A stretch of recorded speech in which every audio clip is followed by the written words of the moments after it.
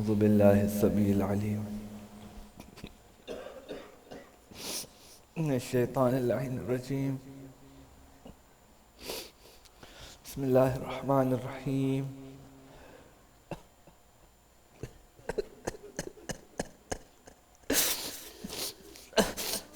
الحمد لله رب العالمين. إنا لله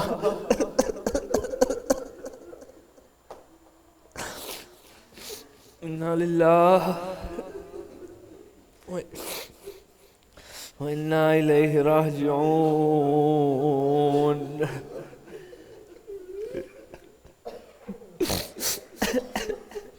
السلام عليك يا أبا عبد الله. السلام على الحسين وعلى علي بن الحسين وعلى أولاد الحسين وعلى أصحاب الحسين. All over the Hussein.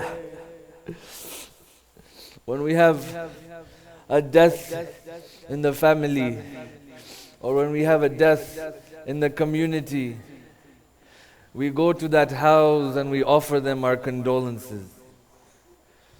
Tonight, 18 members of the household of the Ahlul Bayt were martyred on the Karbala. Whose condolence do we go and give Zainab? Whose condolence do we go and give to Imam Zainul Abidin?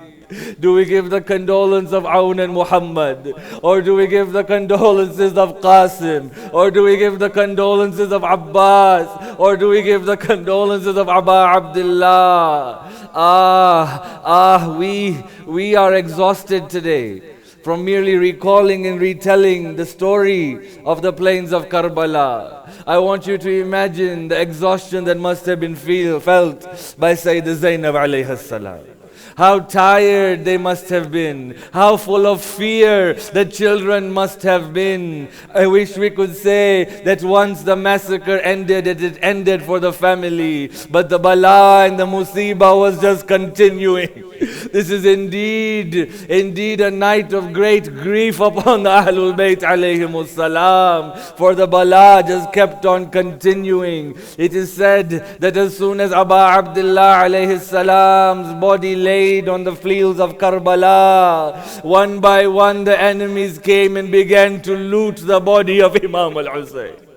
They came, it is said Umar ibn Sa'ad came and took the armor of Aba Abdullah. There came a man who took the shirt of Imam al-Hussein. There came another who took the turban of Imam al-Hussein. There came another and took the shoes of Imam al-Hussein. A person by the name of Bajdal came and he wanted the ring of Imam al-Hussein, but the ring would not come off, so he cut the finger of Imam al-Hussein. This was the grandson of Rasulullah. This was the one the Prophet used to say, Husaynun minni wa ana min al-Husayn. That Hussein is from me and I am from Hussein. Then the enemies gave the orders to trample on the bodies of the shuhada. It is said one by one the people from the Kufan army, they came and they claimed the bodies of the shuhada. The family of Habib ibn Mazahir from the Al-Ansari camp came and they took the body of Habib. The side from Hur came and took the body of Hur. Those who had a maternal link with Abbas came and took the bodies of Abbas. At the end, there was only one body that was left on the plains of Karbala. There was only one body of Aba Abdullah. At this time, Umar ibn Sa'ad gives the order that who will trample on this body? It is said Shimr and 10 other horsemen pledged allegiance that they would ride over the body of Imam al-Hussein. Zainab. Zainab comes to the tent of Sajjad. She says, Sajjad, wake up. Sajjad, let me tell you what has happened. Sajjad rises with the help of Sayyidah Zainab. He comes towards the door of the tent. May no son see what Sajjad saw. Sajjad looks out the tent. He sees the head of his body, of his father on a spear. Assalamu alayka ya Aba Abdullah. Assalamu alayka ya Bata.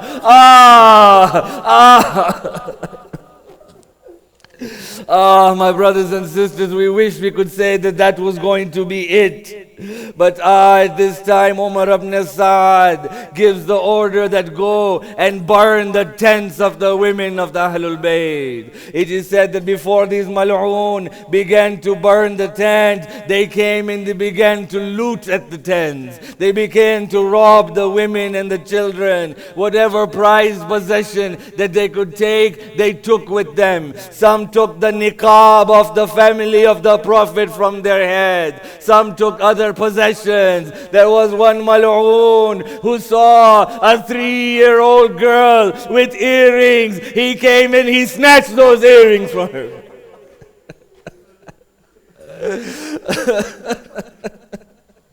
Nothing was sacred on that day.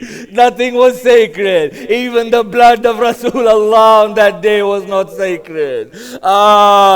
Then began to burn the tents. Zainab would take her family from one tent to another. As they burned one tent, she would run to a second, and she would run to a third. Finally, she comes to the tents of Sajjad. She says, Beta Sajjad, my son Sajjad, tell me what should we do? Should we run out on the plains of Karbala without our niqabs, or should we stay and burn in these tents? Sajjad says, my aunt Zainab, your life is more important. Zainab runs out of the tent, and the first word she says, Wa hijaba!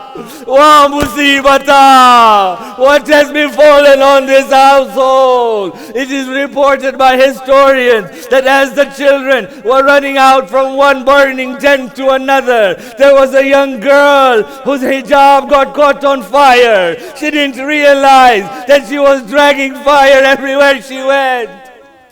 There was a narrator who was there to narrate the story. He puts out the fire on this dress. This young girl looks at him. She says, Shaykh, it looks like you are a nice man. Shaykh, it looks like you are a nice man. Tell me, where is Kufa? He says, what do you want with Kufa? He says, I want to complain to my grandfather Ali at what these people have done to us, at what these enemies have done to us.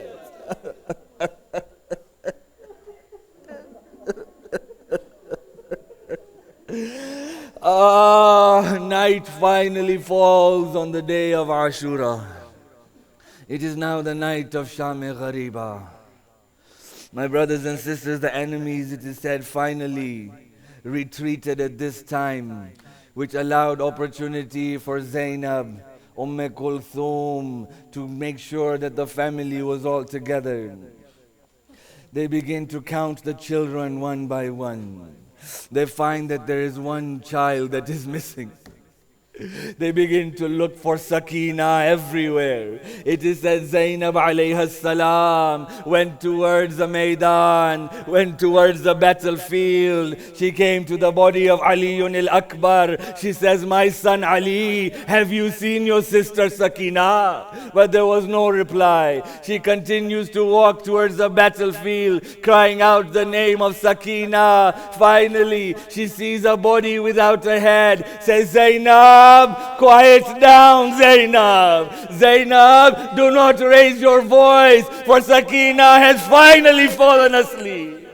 Sakina has finally fallen asleep. asleep. Zainab alayha salam comes to Sakina. She picks up this young girl. She tells her, how did you know that this was the body of your father? She says, Ya Amma, oh my aunt, after they slapped my face, after they ripped off my earrings, I ran towards the battlefield looking for my father. When a body said, Ilayya, Ilayya, Ya Bunayya, Ilayya, Ilayya. Come to me, Sakina. Come to me. Tell. Sakina says, oh my Aunt Zainab. Oh my Aunt Zainab, as I was on my father, I heard my father say to me, he says that after this, pass this message on to my Shia. He says, Shi'ati, شيعتي ما إن شربتم مع عذب فاذكروني أو سمعتم بغريب أو شهيد فاندبوني. He says, tell my Shia that when you drink cold water to remember my thirst in Karbala. Or if you hear about a stranger or a martyr, then lament on me. I am the grandson of that prophet whom they killed without any offense. ليتكم في يوم عاشوراء جميعا تنظروني. Imam says to Sakina, oh, I wish how my Shia could have seen my condition on the day of Ashura. Mu'mineen. Oh, lovers of Hussein, it is said Imam Zainab alayhi salam brings Sakina back towards the Khaymaga. She brings her back towards the rest of the family as they finally settle in. As their kids begin to fall asleep, Zainab alayhi salam sees a horse rider coming from the camp of the enemy. She comes out and she sees that it was the wife of Hur who had come to the camp of Imam al-Hussein. The first thing historians say Zainab did was she embraced Hur and gave her condolences on the death of Hur.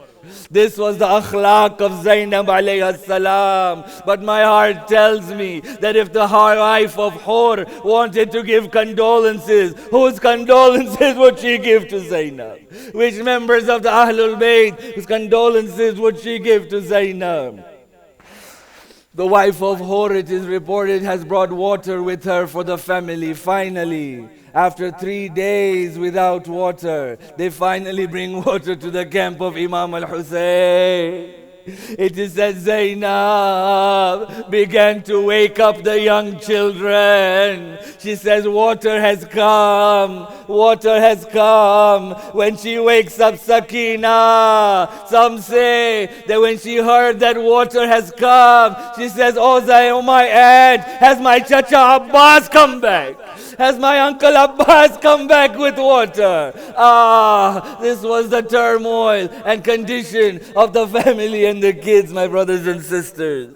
Bas, what more can we say? What more grief can we show than that which we have already shown? Zainab tells the family that it's time for you now to go to sleep. It is I who will look after the family and make sure that nothing else happens to us on this night. It is that Zainab alayhi salam picked up a broken spear and stood guard of all the ladies. Some khutaba mention that as the night began to pass, Zainab from a distance saw that a rider was approaching towards them. Zainab began to scream at that rider. She said, if you want to loot us, come back in the morning. The children are finally asleep. Please do not awaken my children. The fear has gone away for a moment, but the rider continued to approach. Zainab, in her bravery, walks towards the rider. She grabs the reins of the horses. She says to the rider, do you know whose daughter I am?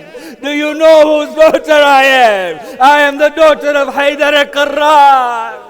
The rider pulls off his niqab. He says, Zainab, it is me, your father Ali. I have come for you, Zainab. You can rest now. Zainab falls to the ground. She says, oh my father, where were you?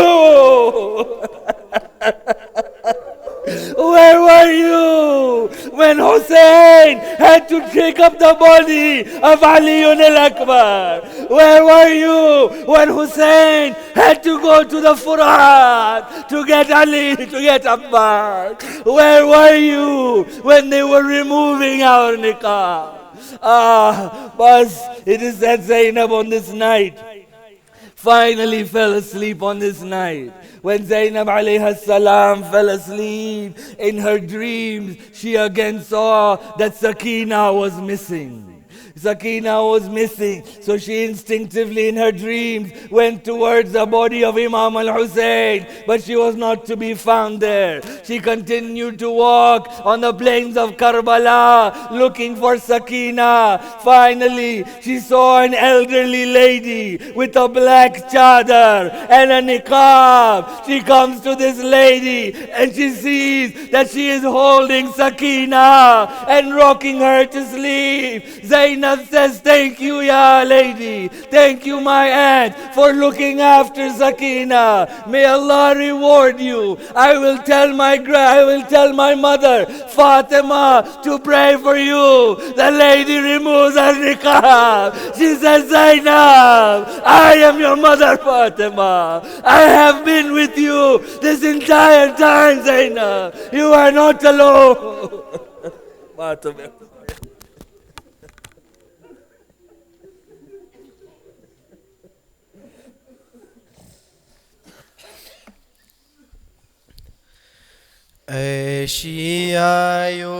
اشیایونیم شب شام غریبا